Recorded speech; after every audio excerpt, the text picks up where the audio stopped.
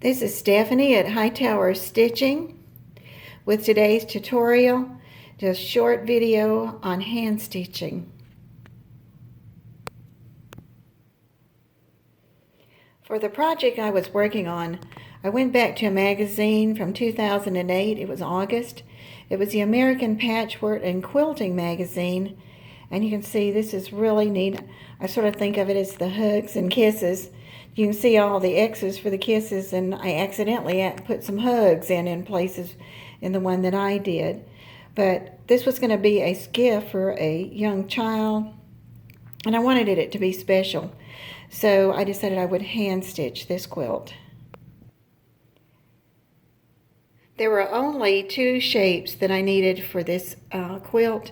It was 2-inch squares, and there were a lot of those. And then the other thing was a 3.5-inch square, and that was used to make the white X in the quilt. So I started with my pieces, and I wanted it to come out right so that my squares, when they were put together, they would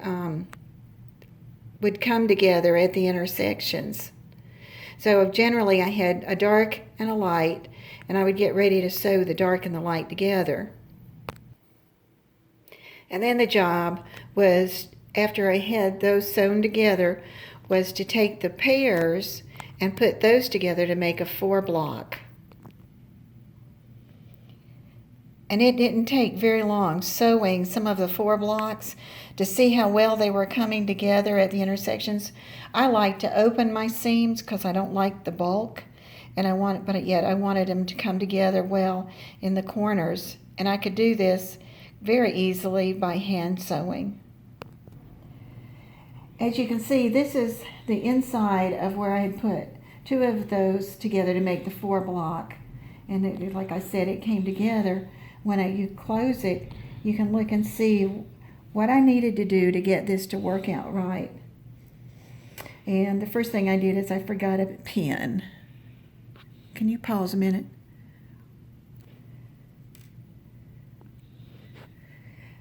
So now I've got the 2 that I want to put together, and this is the way I want them. I sort of want my lights on the 2 corners and the darks.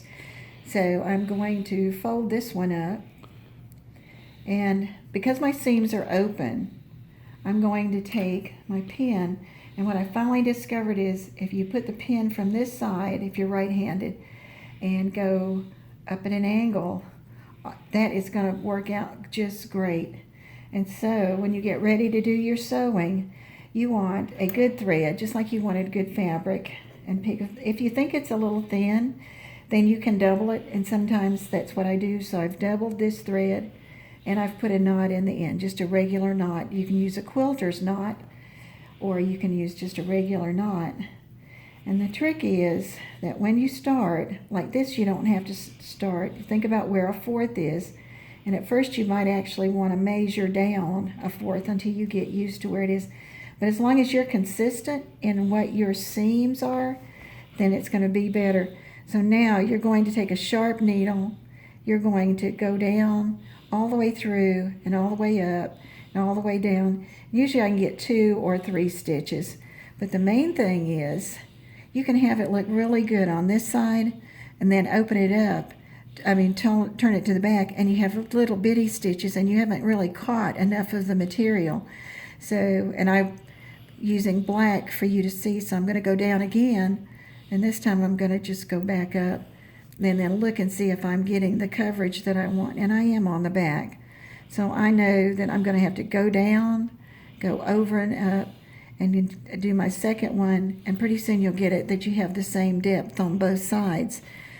This one, you can see it's really good on the front, and when I tip it over, again, I'd have gotten where it's really good on the back. And then just sew straight across. When you hit your seam that you're going to cross over, make sure they're both still open. Go down, go up. Sometimes, if your thread's not too bulky, I like to go ahead and do another stitch right there, just so that when you get ready to quilt it, it doesn't want to come apart. Then you move the pin out. All right, and then you start and go across. And it's really not trying to be in a hurry. It's trying to get those good stitches that go all the way across. But once you get going, you'd be surprised how fast it goes. And then when I get to the end, there's different ways you can tie off. And I generally just run my thread back through 2 of the stitches, and that catches the end right there.